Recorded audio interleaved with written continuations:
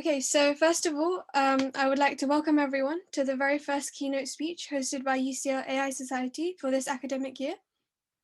And also a very big welcome and thank you to our keynote speaker, Professor Marta Kwiatkowska, for joining us here today. Before we begin, I'd like to remind you all to keep your microphones muted for the duration of the talk to avoid any interruptions. Turning on your video is optional, however, the event is being recorded, so if you do decide to speak in the Q&A session, your video may be visible, so just be aware of this. We will also have a dedicated Q&A session at the end of the talk in which you can ask questions either using the chat or by using the raise hand feature in Zoom and unmuting your mic. So to begin with, I'd like to hand over to Jake, who will introduce our speaker, Professor Marta from the University of Oxford. Marta Kwiatkowska is a Professor of Computing Systems and a Fellow of Trinity College, University of Oxford.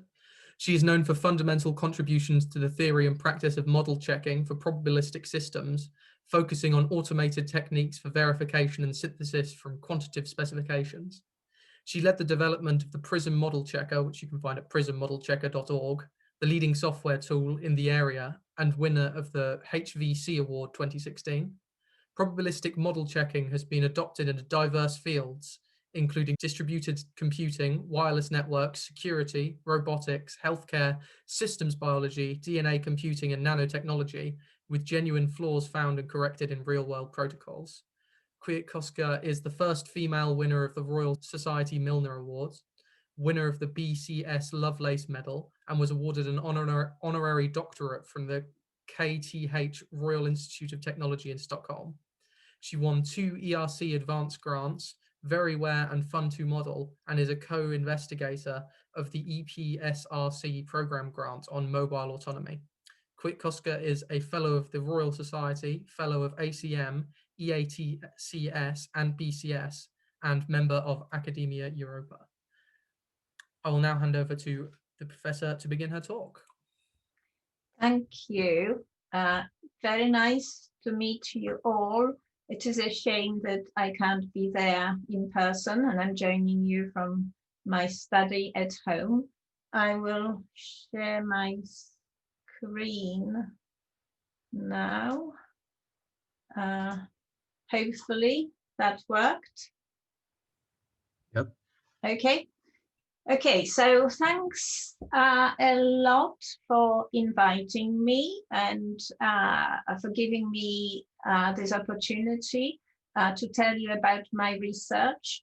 And I should say I will not give you the technical details of the research, but I will focus more on the applications and the implications as well as impact of my work. And I will finish with some personal reflections on my academic career. So the title is When to Trust a Self-Driving Car. Okay, for me as a computer scientist, these are very, very exciting times. You will have seen from the news that robots and robotics is entering everywhere.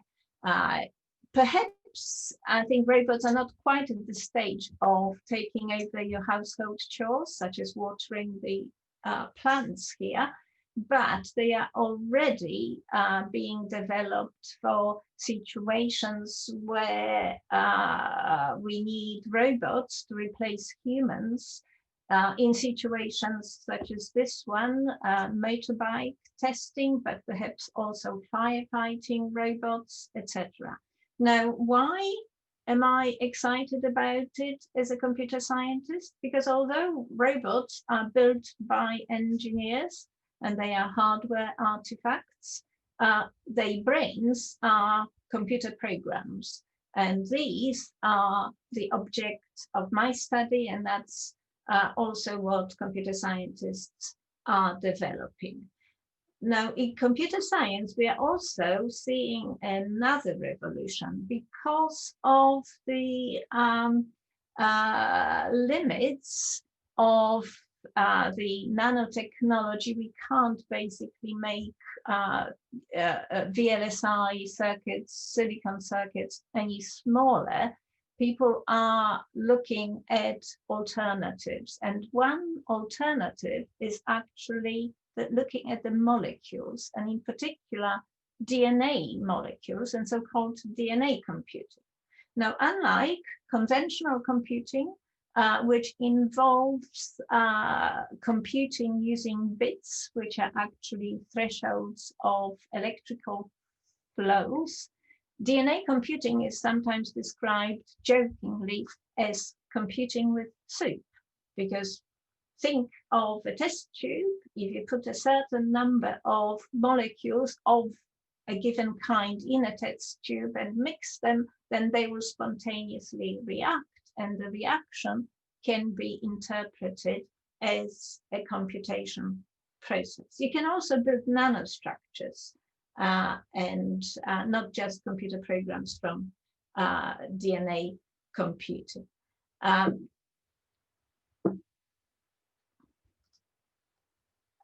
Okay, but the greatest excitement is, of course, about deep learning. AI, today's AI is founded on deep learning, and you see deep learning with everything. You see deep learning in face recognition, deep learning in Google Translate, Alexa, etc., etc. And evasive action. Green group. Stay close. Sorry, I've spoken to Alexa, but the biggest excitement is, of course, about self-driving.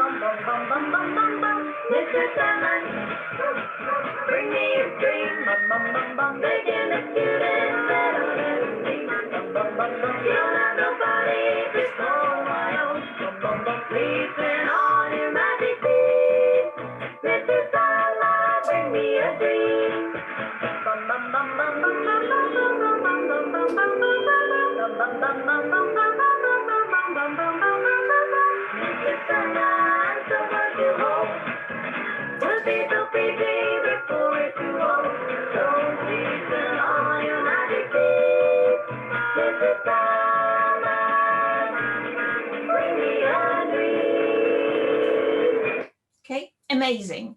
Now, this is, of course, not real life. This is an artist's impression what the rush hour will look like when, you know, cars drive themselves, but we can also communicate with cars perfectly so that we can avoid them and they can avoid us.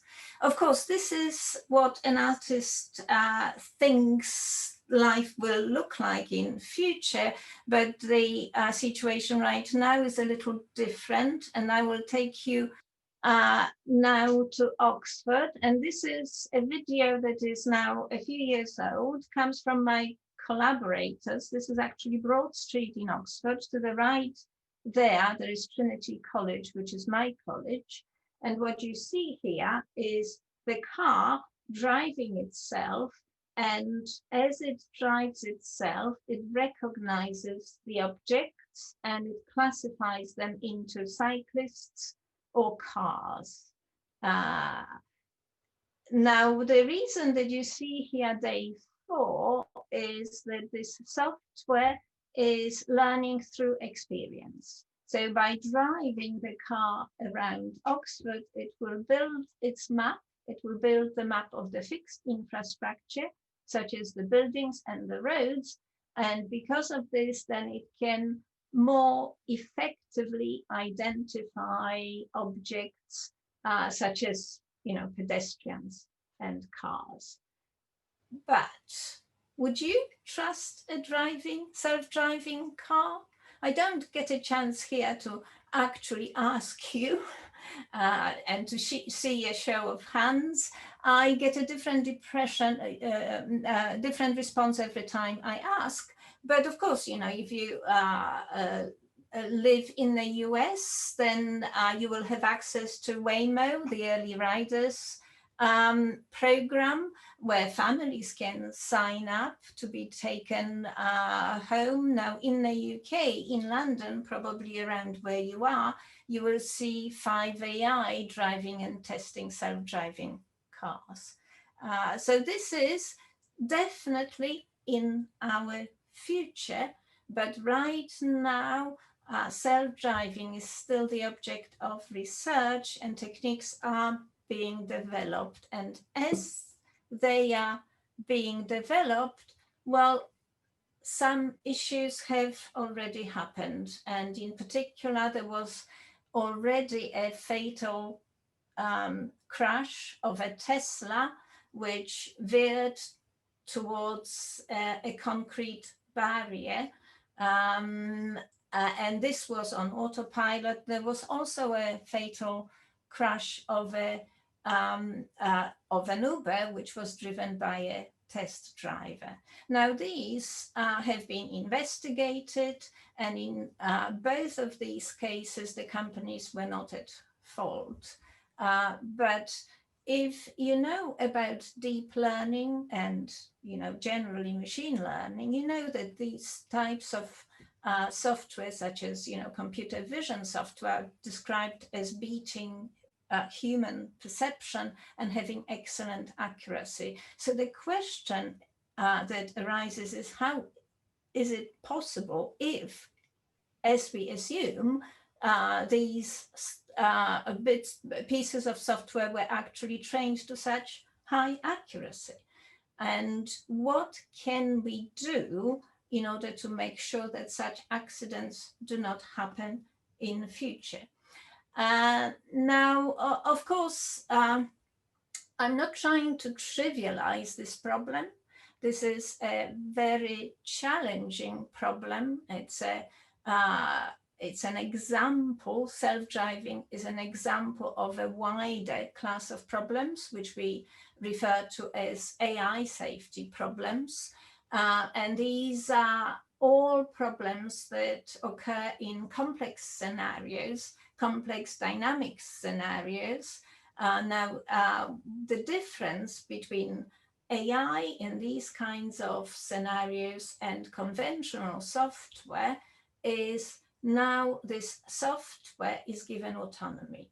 Okay, self-driving car drives itself. It is autonomous.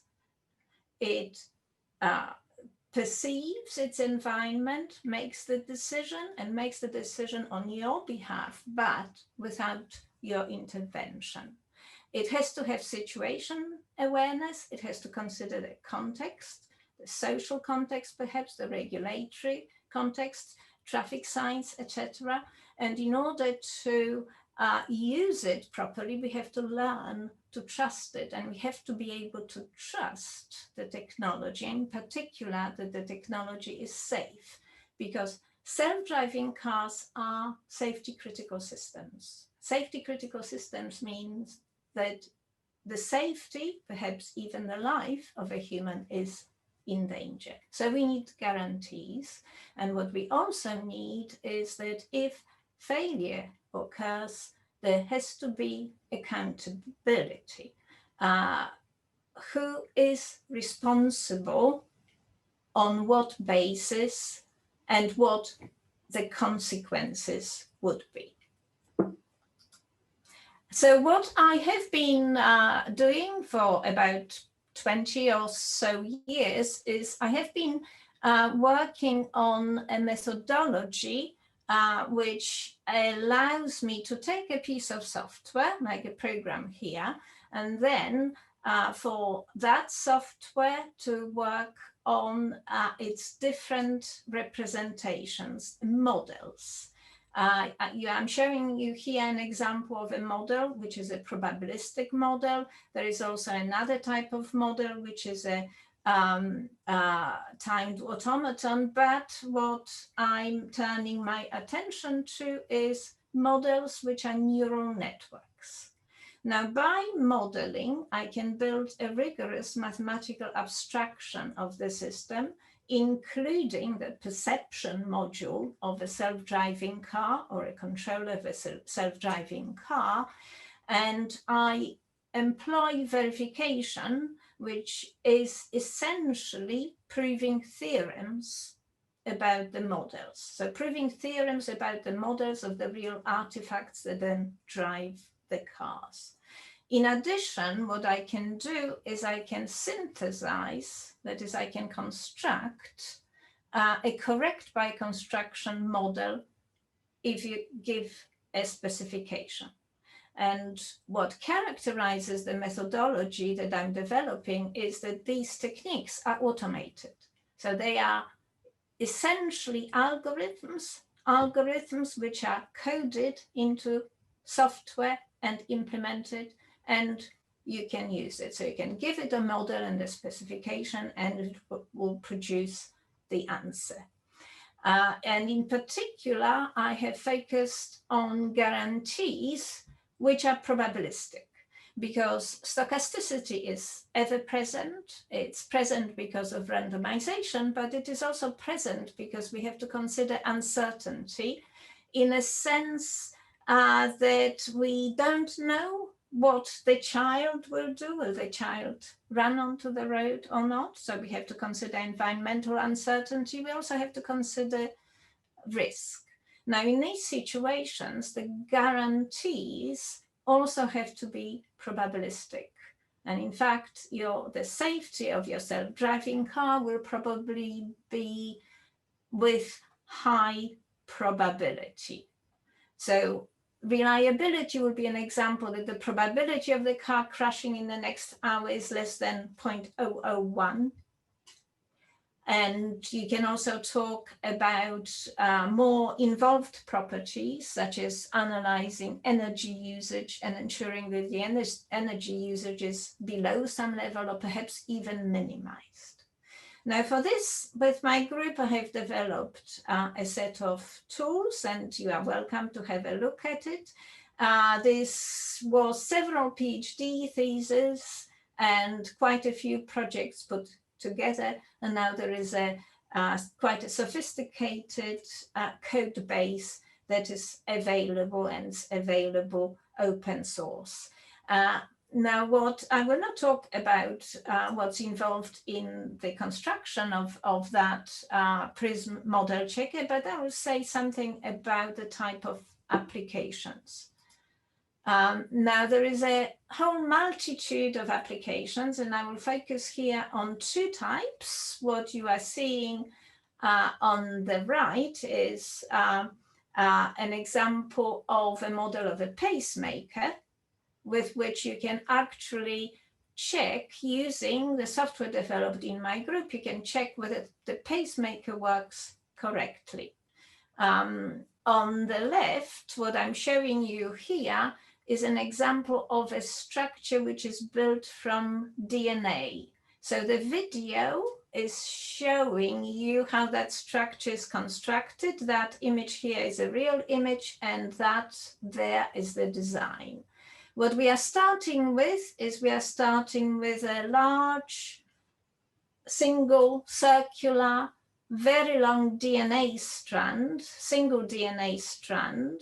And what we add is so-called staple strands, which bind to that single strand in very precise positions. And these positions are selected in such a way that the staples will pin it together into a tile, okay?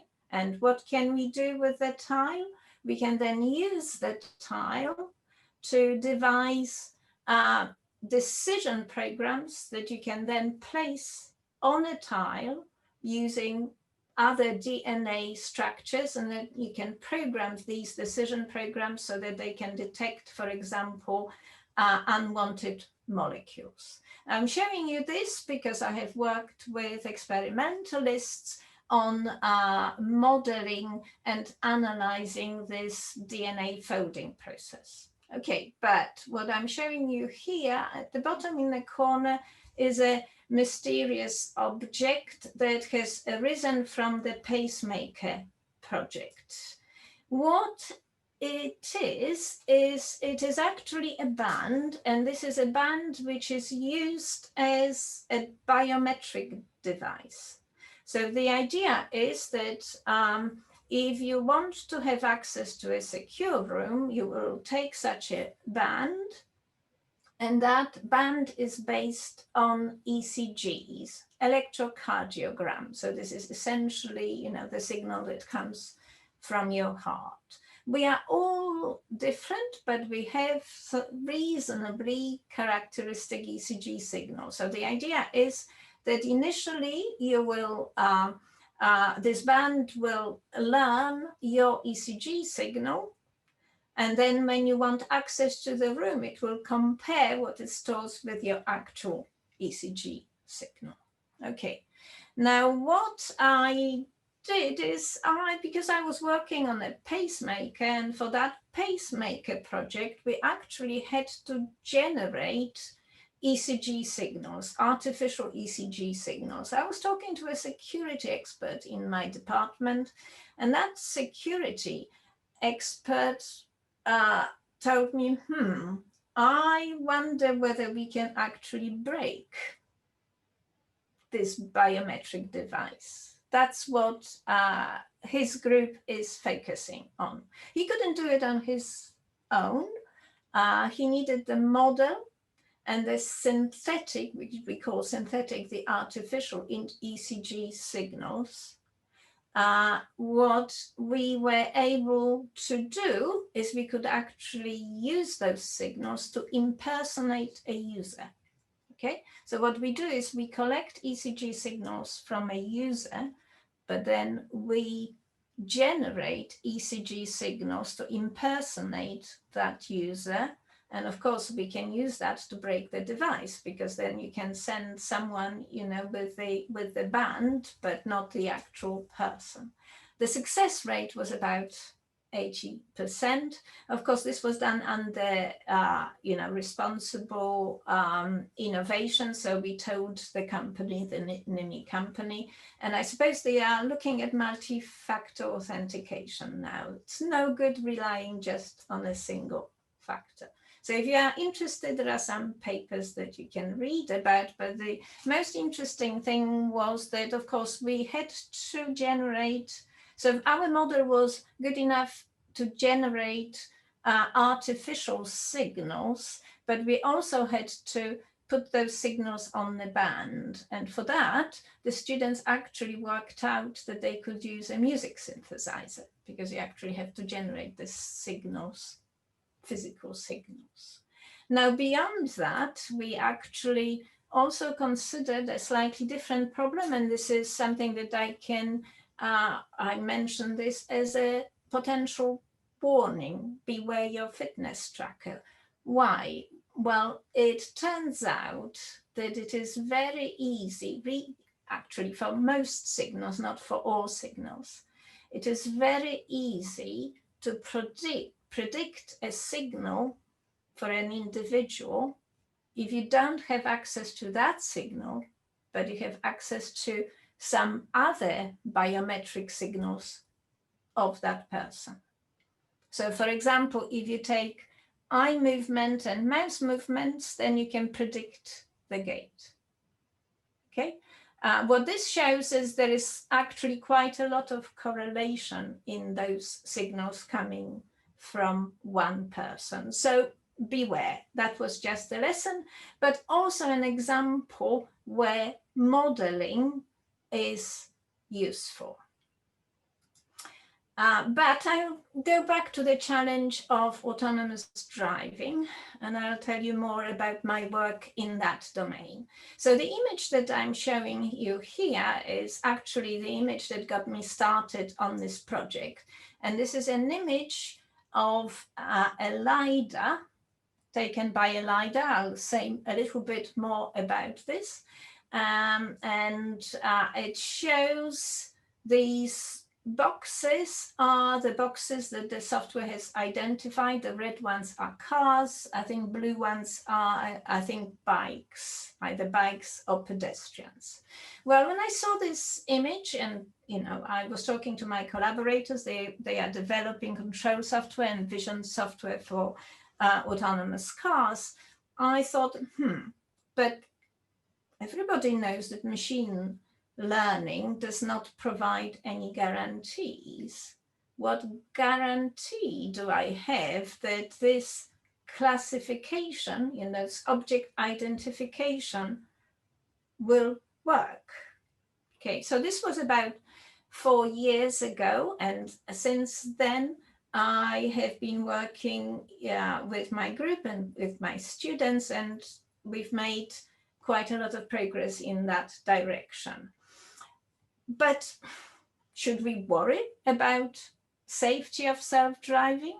In fact, there was a paper around that time which concluded that we shouldn't worry about the safety of self-driving. Okay, then my student actually had an idea, and what I'm showing you here are real images. These are real dashboard images taken by a camera, in your car.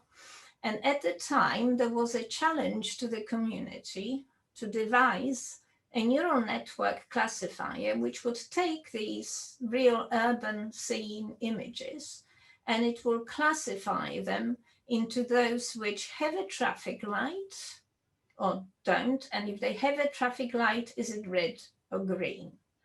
And there was one particular network that won the challenge. And what my student did is he developed a very clever piece of software. I will not have time to explain the details, but with that software, he was able to take a network that was classifying these images with quite high accuracy. And for each single test image of that network for which it classified it correctly, he was able to find on average something like 3 pixels. I'm showing you examples of a single pixel where you take something that's classified as a red traffic light, you change just 1 pixel to green, and it changes the classification. Okay, that is a potentially dangerous situation, but it is also a situation which has suddenly reduced the accuracy of the network to 0%, because now it fails with this slight modification. Okay, what I'm doing is I'm changing the statistical assumptions under which the accuracy is constructed. So I'm changing the statistical assumptions, just ignore that fact, but the accuracy of the network goes from something like, 70 or 80% down to 0%. Okay, so it does not work. So what I'm working on, but before I move there, okay, there are more examples. So I'll show you some more examples. These are examples of traffic signs. This is a standard benchmark where you can also see that it is possible to attack these, So if someone has got access to this image, that say your car sees, and can change this image in a way that we humans still see as the same traffic sign, the car will actually see it as something else. And of course, this is also with very high confidence. Now, I was giving a lecture about this, and I was apologizing that these images of blobs on traffic signs were not realistic. But then I was told, actually, have you been to Alaska? And I said no. So after that, I Googled, and it turns out that in Alaska, they actually shoot at traffic signs. So these images are kind of not unlike what I showed you before. Also, apparently, in the south of Italy, they shoot at traffic signs. Now, the point of this is that the attacks that I'm showing you are artificial, because they assume that someone can actually break through the cybersecurity of the car, which is possible, but it's difficult. What we have to take into account is real physical attacks, and they can be even more dangerous and easier to do than these digital attacks that I'm showing you. Right, so what am I doing about this? Well, we are moving on. I said that I'm going to mention Lidar. So Lidar is a system that is used for computer vision in autonomous cars. Uber in particular uses Lidar. What Lidar is light detection and ranging. So it works a little bit like laser, sends signals to the object, and these signals return, and this information is then used to build a finite 3D grid-like representation of this object. And this can be done, just take one frame at a time. So what it is, it actually builds a point-based representation, or perhaps also a kind of 3D, digital 3D representation. And there was a paper, and that paper claimed that Lidar is safe.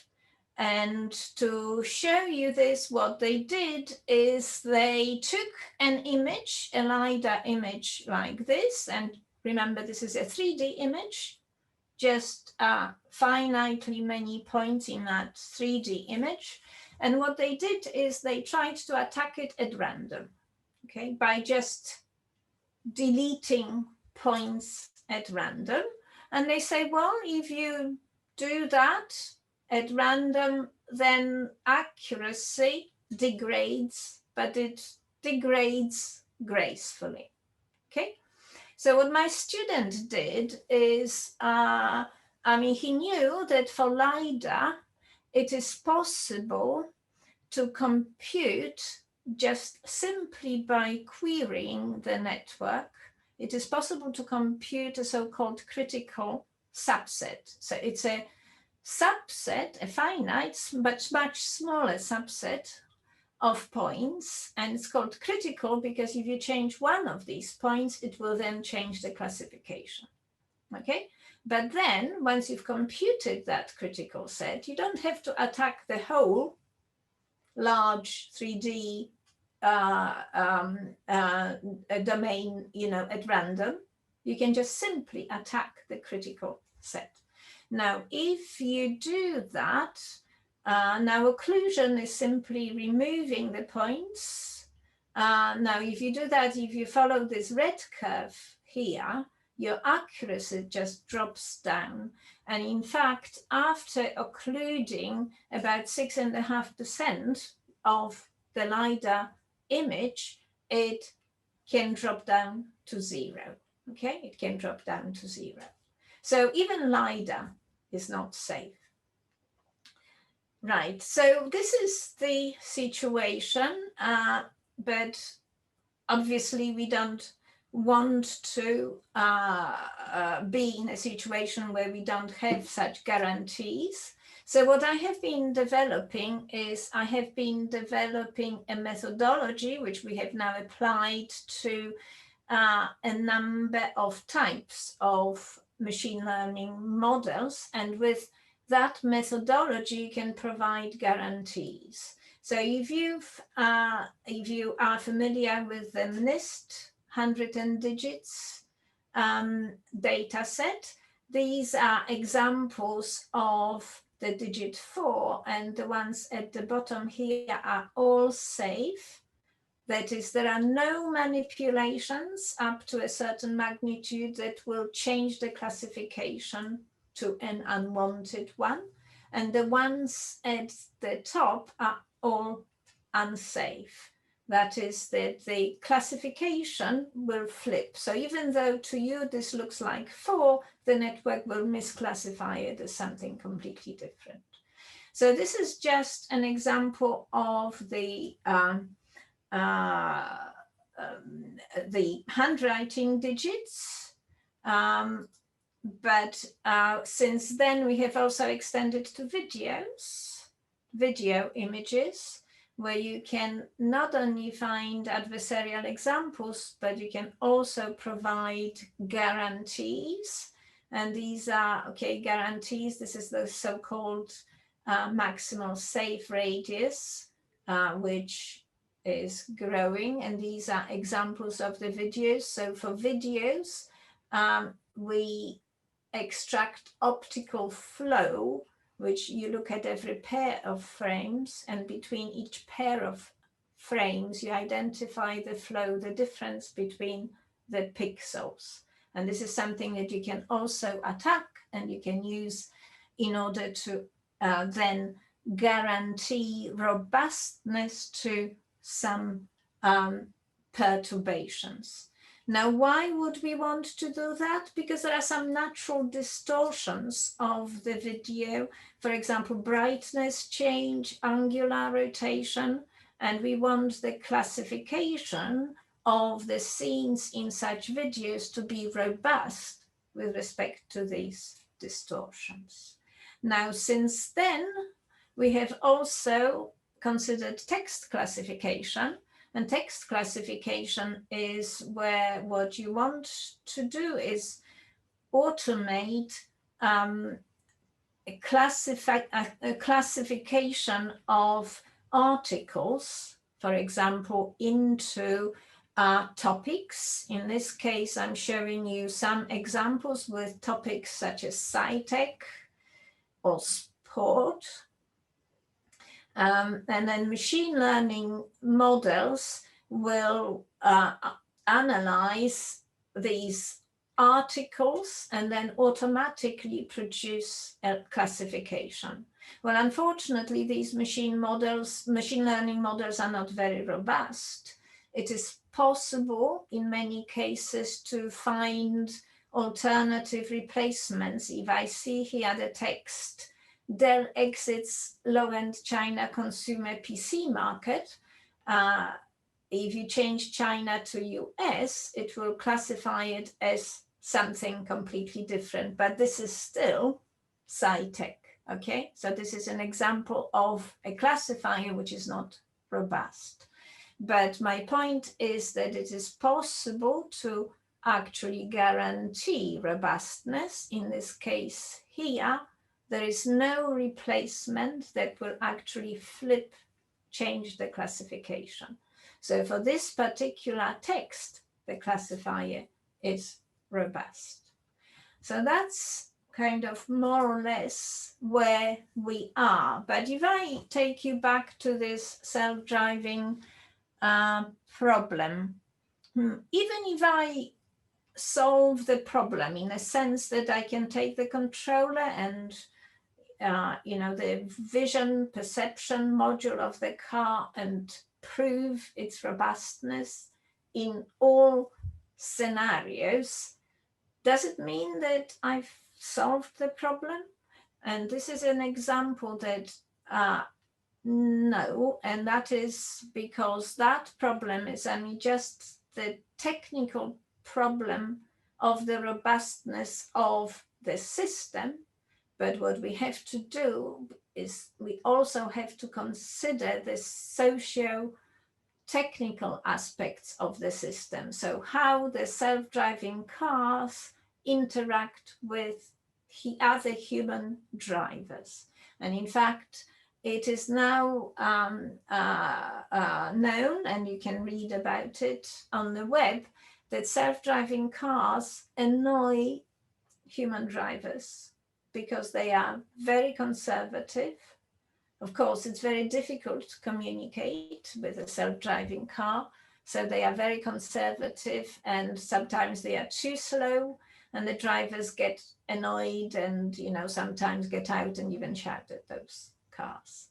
So that's one side, but the other side is, of course, they are conservative because they also have to follow the law. But what if you are, happen to be in a situation where, you have to actually bound the pavement, for example, in order to avoid a person, in front of you in the street. So people are also saying that perhaps self-driving cars should be allowed to break the law in certain circumstances. So it's not just this social technical system, it is also, we also have to take into account the legal and the regulatory framework. And because of that, what we need to do is we need to consider not just trust and ethics, but also morality and social norms, even in the self-driving situations. Now, already merging into traffic is proving difficult because human drivers are getting annoyed, and there have been crashes as cars try to merge into traffic. But of course, there are a lot more subtle behavior, and in particular social subtleties, the way that we human drivers communicate with other human drivers. And this is something that is not possible to do with a self-driving car. We need to have a different approach. Perhaps, we have to consider infrastructure and perhaps separate signage, or some new rules for self-driving cars. And of course, we have to consider not just trust, but also accountability. That is, who is responsible? Now, if you buy a conventional car, when you are driving, you are responsible, but when something goes wrong with the mechanics of the car, then you can blame the car manufacturer. For an autonomous car, what we also have is we have the software company who developed the controller. Perhaps even the actual programmer may need to be accountable. In order to make these decisions, we have to have a legal framework, but we also need to have evidence, and perhaps even evidence that's collected in real time in order to guide us through making such decisions, accountability decisions.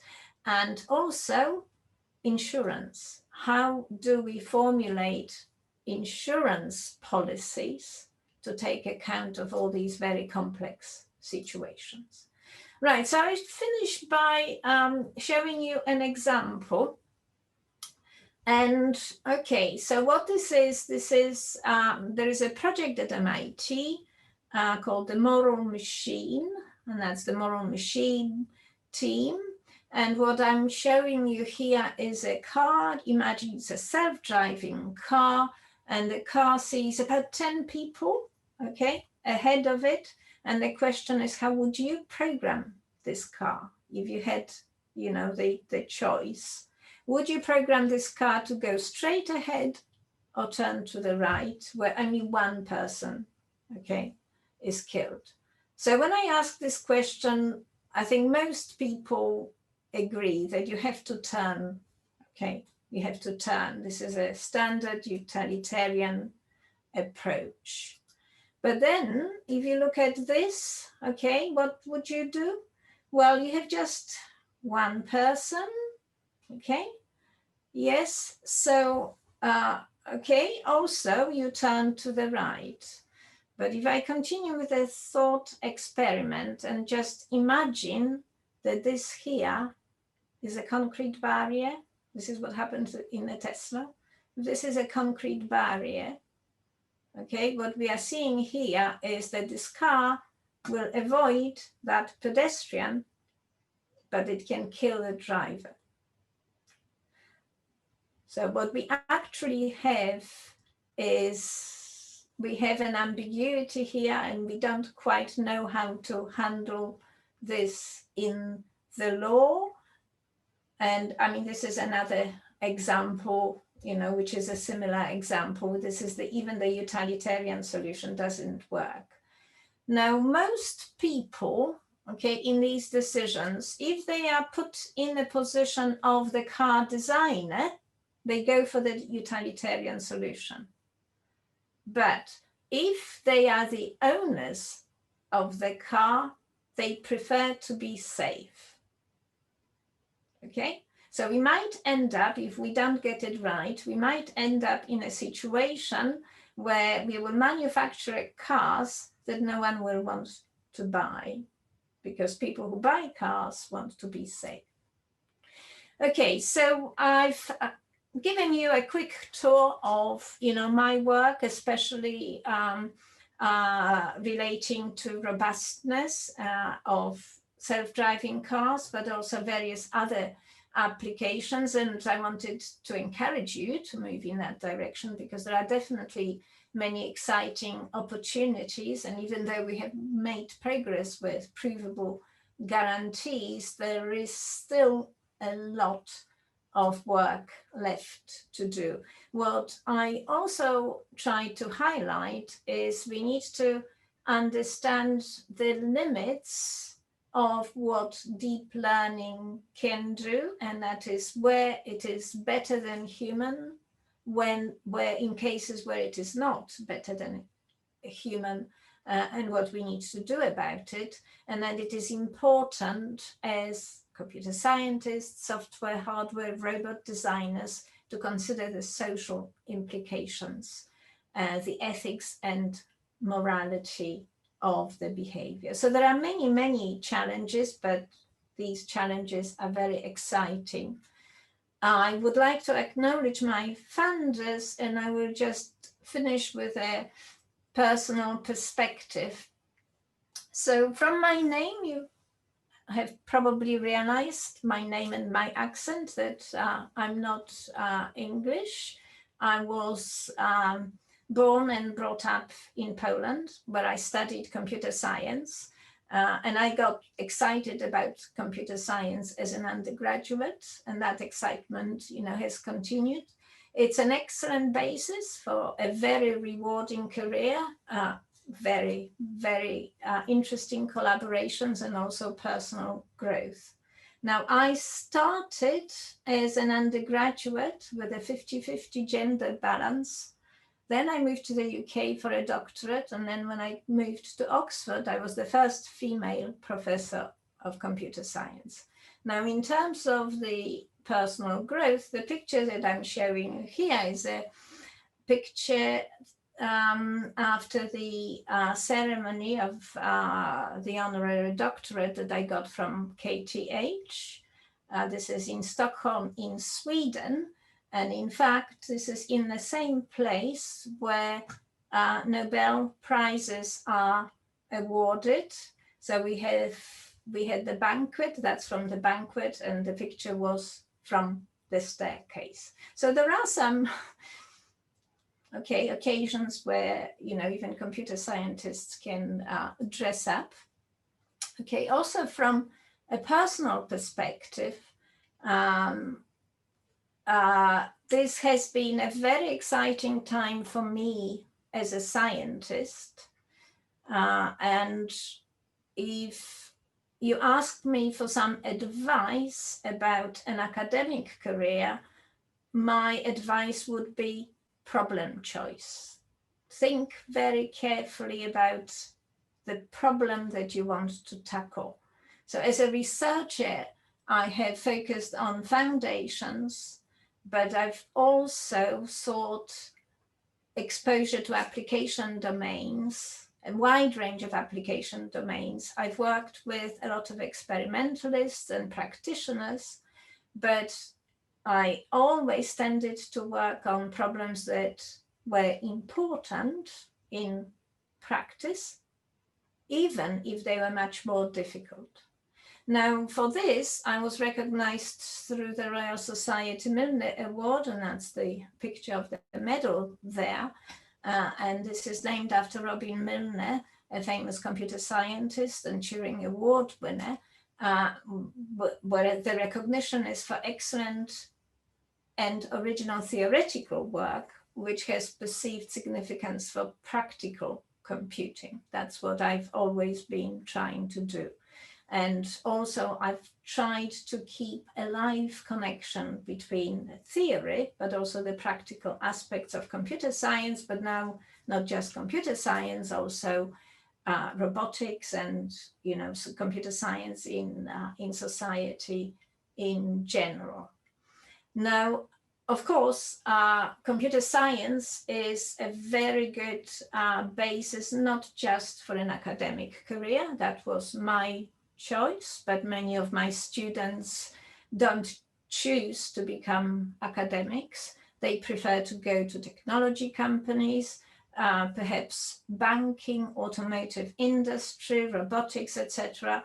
A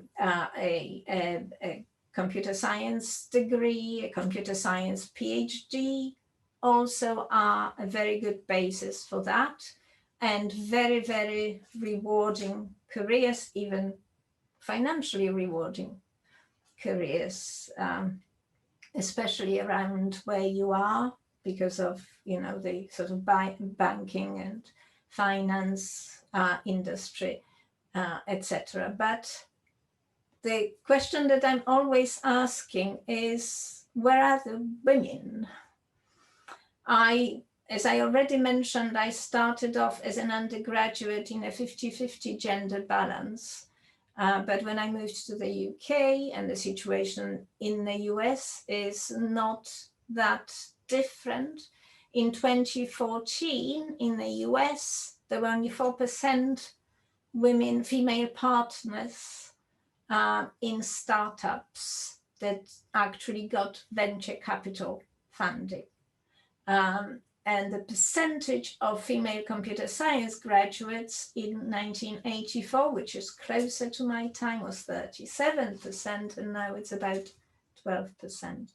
So this is my final talk, because I can see that there are some female participants here. Perhaps you should consider, okay, whether women are missing out on the tech boom, and, you know, maybe you want to do something about this. So thank you for your attention. Thank you, Professor Marta, for such an interesting talk. I'm sure our members have learned a lot today about not only just AI and automation, but also in a lot of different applications. And also the question of whether we can actually trust the technology is something that anyone that's interested in AI should definitely consider.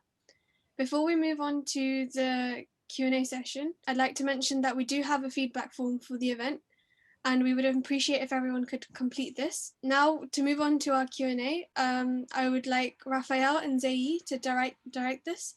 And if anyone does have any questions, type them in the chat or use the raise hand feature on Zoom, and we will try and get to you. Thank you, Surabi.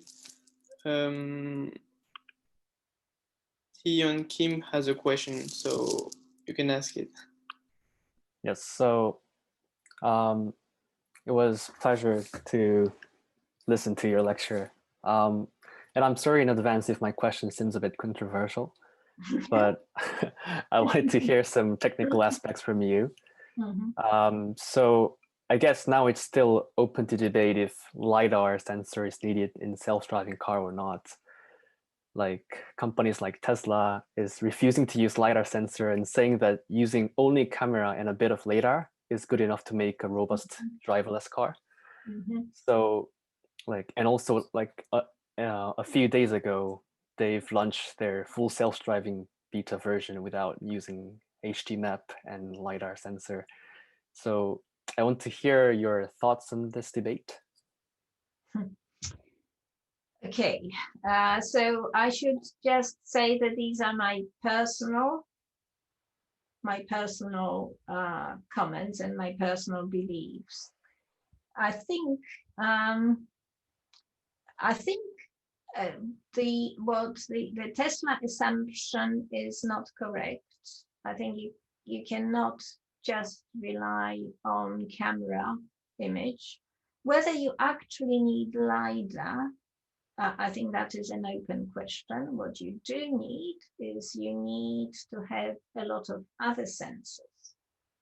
So I think the infrastructure, I didn't focus here on infrastructure. Obviously, you need robustness of the software, but you also need infrastructure. So I think it would be possible to engineer a car just with a conventional camera, or actually, it's not just a single camera. Tesla has a lot of cameras, and there would be advantages of having cameras compared to what humans can do, because the car can easily see at the back and can see situations that the human driver doesn't see. Lidar itself is also an unreliable technology, and it is quite heavy. It is difficult to work with. So I think they are both quite difficult to actually turn into a system that is as robust as what we would expect. I think it is probably already at a stage of being more robust in sort of standard situations than a human driver. Okay. Having said this, what Tesla is doing is Tesla is selling a car with an autopilot, but the car is not really driving on autopilot because the driver has to fully sign up to being responsible. And what Tesla does as well is sends you updates, software updates overnight. So effectively, anyone who is driving a Tesla is participating in a large-scale test drive for Tesla. So beware, you know, in situations like motorway driving, I think around California, that works because it has enough of the sensor infrastructure. But if you try to take it to, you know, a roundabout, or even, you know, roundabout in California, let alone roundabout in some small streets around where you are, okay, this problem is not solved yet. Right, thank you very much. Can I ask you a follow-up question, like one little follow-up questions? So you said, like, you've mentioned attacking a 3D LiDAR image in your presentation, but what are the odds you get occluded LiDAR image from your sensor? Because I heard that LiDAR is by far the safest safest vision sensor because you use light as a medium, so it won't get affected by like bad weather, etc., something like that. So what are the odds you get occluded? Yes, but I think there is a lot of randomness in the representation.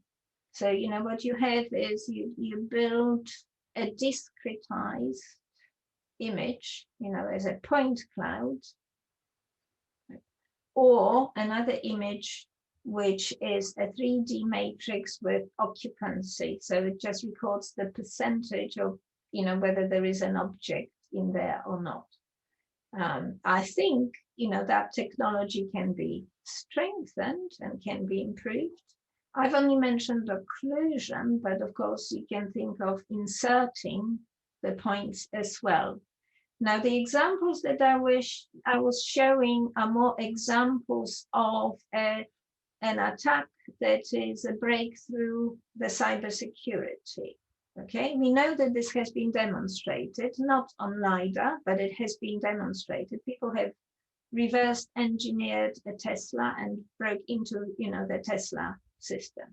So my examples are artificial because of that, but there will be some randomness and uncertainty that comes because of the way that LiDAR works. It has to build these images you know, in a fraction of a second, and there is a lot of uncertainty, especially if we are talking about a dynamically moving car, which has to build these images. Thank you very much. Yeah, I mean, I should just say that I'm not negative about any of these developments. I think yes, of course, yeah. Yeah, all these, you know, they have a lot of potential. We just need to engineer them. But, you know, look, we have learned how to fly an aircraft. But if you look at the engineering, you know, aircraft safety engineering of aircraft is much, much stricter than safety engineering of car manufacturing. We need to kind of meet somewhere, you know, halfway. Then halfway would be better than what we have right now. Right. Thank you so much.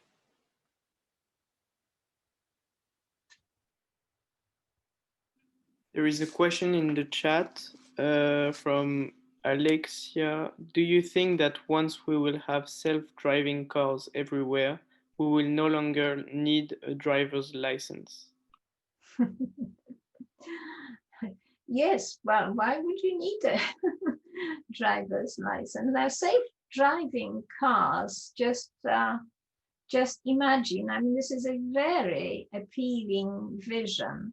So do you know what Google did when they wanted to demonstrate? So Google started developing self-driving cars many years ago, and they haven't properly released them yet. They are testing them. They are now known as Waymo. But when they did the first demo, what they did is they took a blind person for a ride. Okay, so here is your use case. Another use case, okay, this is Friday night. Okay, you know, you want to catch a ride, you know, home from you know, from a pub. So that's also another use case.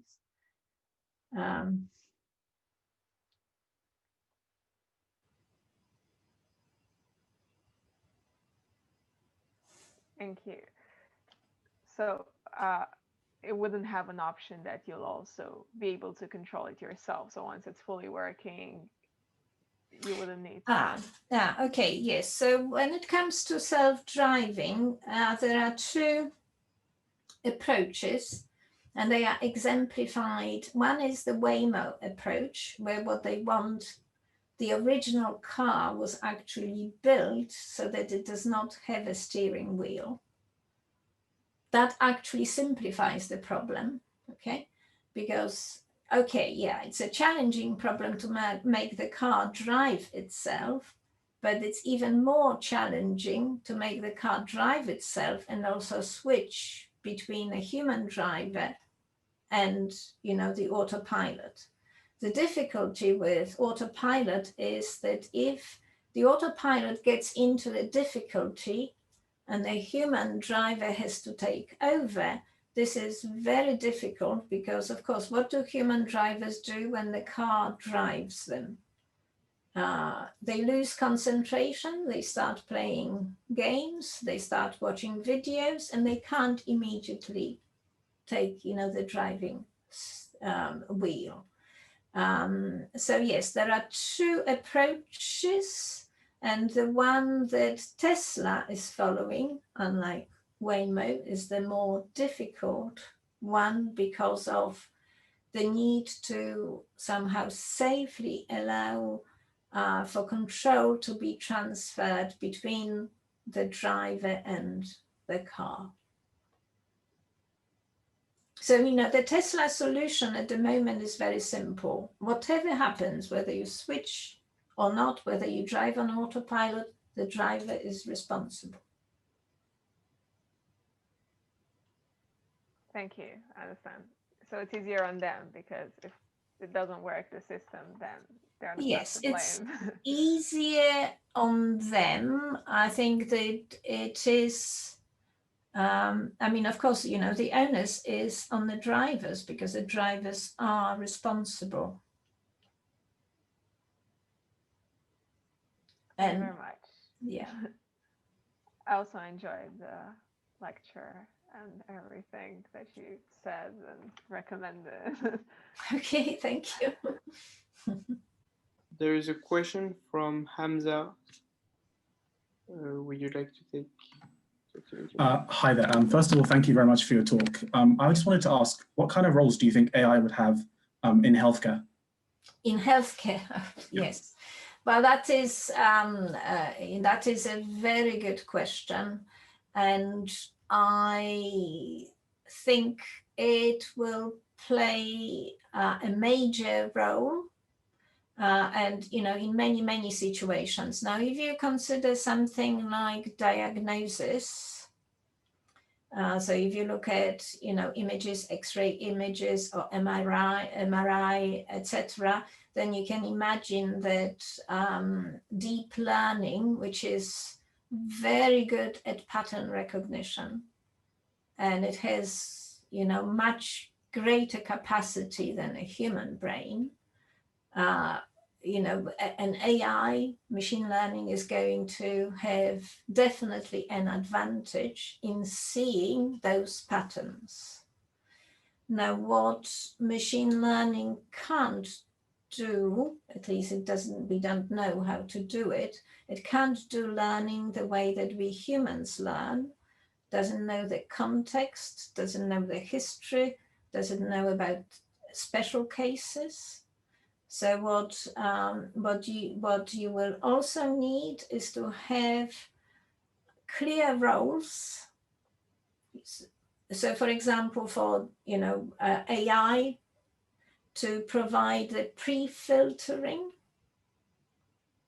of decisions, so that then the medics can focus on the more difficult cases, or perhaps some other, more involved cooperation between the AI and the human that we haven't devised yet. Great, thank you. We also have a question in the chat from Rishi. What's your estimation of how long it will be before we will be able to order a self-driving Uber? Well, so this is difficult, because I think we've already had kind of promises of, what was it, next year, even this year. I think there were some this year. I don't know. I mean, I think it really depends where. I think if we are talking about Arizona, then that's probably kind of almost there, because the traffic is a lot lighter there, and the roads, the grid is a lot easier to navigate as well. But in Oxford, certainly in Broad Street around my college, even though they are already testing self-driving cars in Oxford, I think it's going to take a little longer.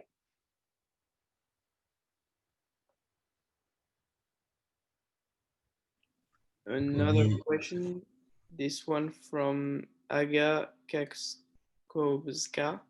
What would you say are the biggest problems from adoption of an AI high-risk settings, and are these technical or human social? Yes, so I think they are really of both kinds, because with something like deep learning, these systems are so complicated, and we don't have the mathematical foundations to actually, explain and interpret them. So because of that, we have, major technical challenges, but also the social technical aspect is critically important. And this is more so for AI as opposed to conventional computers.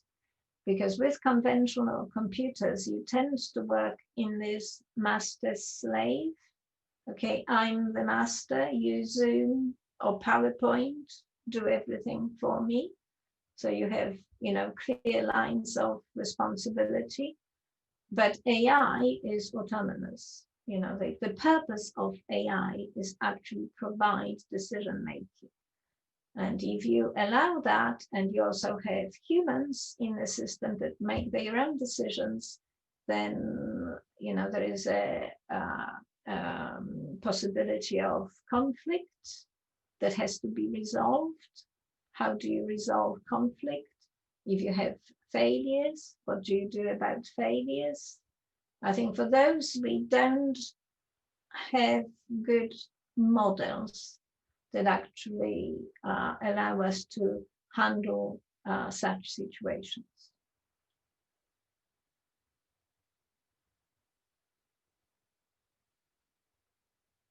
Someone else would like to ask a question, but we are overrunning. Are you okay with continuing the Q&A or not?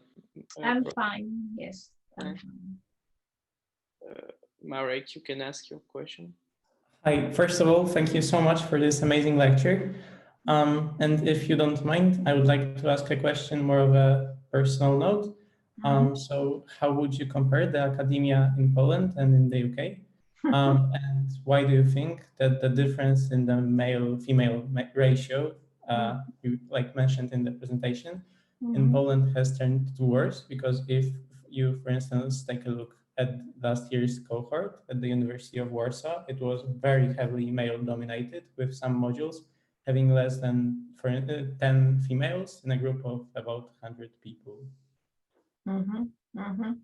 Yes, so, okay, I didn't go to Warsaw. I know Warsaw, I know the university, I know the department quite well. I also know the Polish Academy of Sciences, but I went to the Jagiellonian University in Kraków. And I think, as you know, I showed you that the situation at the time was not that different in the US. Now, computer science at my university was growing out of mathematics, and mathematics was popular with girls as well. Now, at Oxford, mathematics is actually now quite popular, but computer science and engineering have women, you know, in a minority. Okay, but in terms of, okay, comparing the education, I think I feel that sort of I owe a lot of my success to the very good basic Polish education, and especially maths. So even though I studied computer science, I think you can probably describe my degree as mathematics and computer science, because at the time, I was one of the first intakes, and our professors tried to squeeze most of mathematics and almost all of the computer science that we knew at that time into my degree. And for me, that was just a very good foundation. Of course, this is many, many years ago. And I don't know how this system has changed. And of course, the comparison I have with the UK now is more as a teacher. Okay, I can tell you how, in what way the Oxford degree is better than my degree was, but that was many years ago. So it's not a fair comparison. Okay, thank you so much.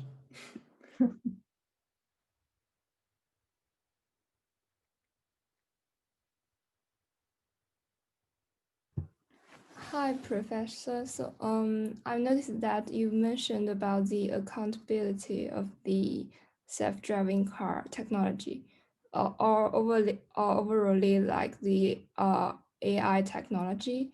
So, I'm also doing the CS undergraduate at UCL, and I'm wondering if this kind of accountability issue will hinder like the AI technology development in the future, and what should we consider when we are in the situation that we need to choose our direction of research or even the career? No, it doesn't have to hinder the development. And in fact, there are already steps being taken in this country. There is a discussion of what we need to change in the regulation to allow self-driving cars to be driven on motorways. You know, this is something that's already possible in the US. So I think if the regulation is sensible and it's kind of, considered early on rather than post hoc, once you've introduced a system and then if you try to introduce the regulation, could be too late. You may have to suffer some accidents. So no, I think we need to have some foresight. But I think as computer scientists, we also need to be more open, and that was part of my talk, we really need to understand and be aware of the implications and the impact of what you are delivering. If you deliver, a piece of software, you really need to understand what impact this might have and whether there is a need to adapt the regulations. And for AI, I just stress once again, this is about autonomy, autonomous decision making. It's AI is there specifically to make decisions on your behalf. Now, should AI be considered equal, to a human in such situations? And in fact, the European Parliament actually considered a proposal, whether virtual agents should be considered the same, to be of the same status as human. Now, these are subjects for philosophers and for lawyers. And in fact, computer science needs to interact with law much more. I mean, even to such an extent that at Oxford, we already have one of the courses in the undergraduate degree is a course on law and computer science. And this is to, to play a dual role. So to expose computer scientists to regulation and law, but also to explain to lawyers what the potential, but also the limitations of the technology are, because they don't understand if all the exposure, has been just to PowerPoint and spreadsheets, they don't really understand. Thank you.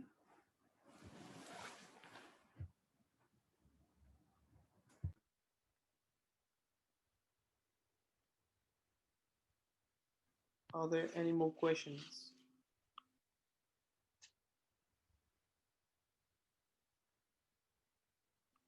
Tuyeon Kim has another question to ask.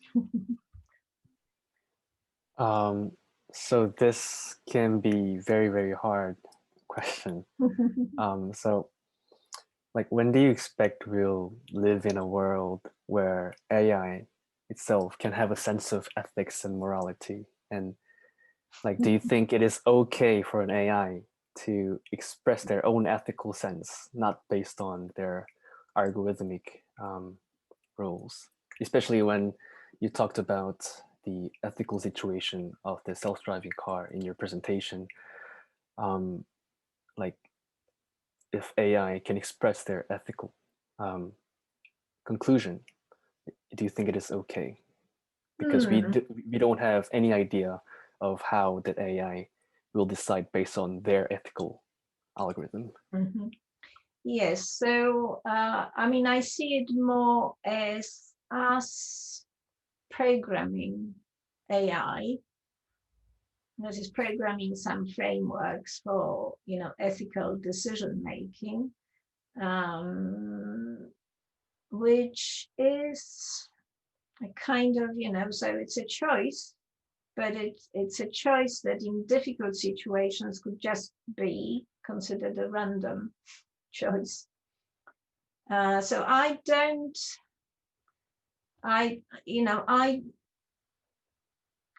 believe that AI, will be able to kind of, suddenly start thinking for itself. I don't believe that will happen.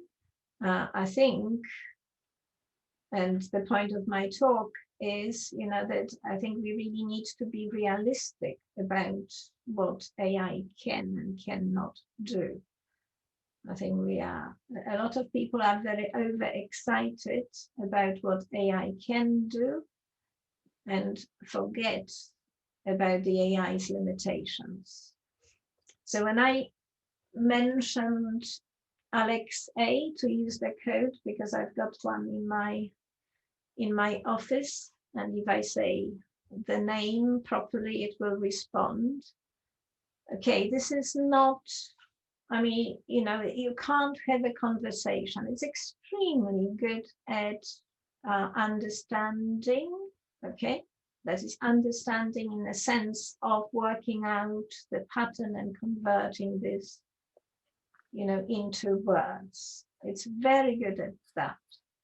But I think to really connect it to real thinking and reasoning, I mean, we are nowhere there, you know, even with a Google language model, we are nowhere there. I think as humans, you know, we learn very quickly, we learn from repetition, but we learn all the time. Right.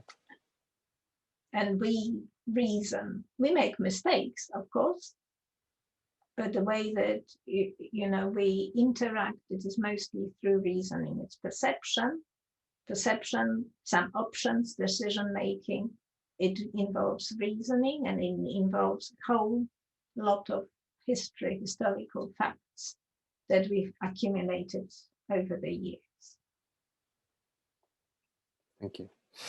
I think that should be all the questions that I can see.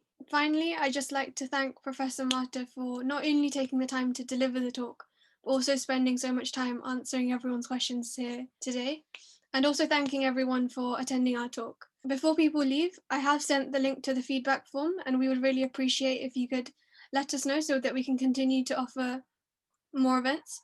And finally, make sure to follow the UCL AI Society for more events, such as regular journal sessions, journal club sessions, more tutorials, and more keynote speeches, panel discussions, and a range of different activities.